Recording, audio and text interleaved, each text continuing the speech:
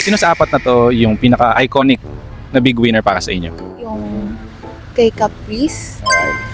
I mean, kasi parang sa lahat, I mean, dun sa dalawang version ng collaboration ng PBB is siya yung parang nakita kong grabe mag-articulate ng thoughts niya and parang grabe din po yung respect niya. And anong gusto mong ugali ni Caprice na nag-stand out?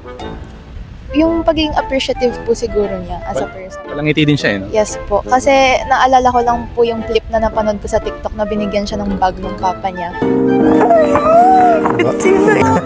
Bag po, kuya. Ako po kasi, kuya, sobrang mahilig po talaga ako sa bag.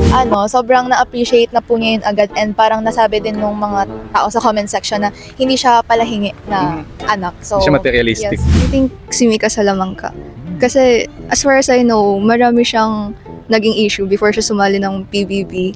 And parang yung pagiging big winner niya, I guess we could say na na-redeem niya yung sarili niya from her past issues. Ganon. Like, ewan ko, parang pati ako, hindi ko in-expect na siya yung magiging big winner.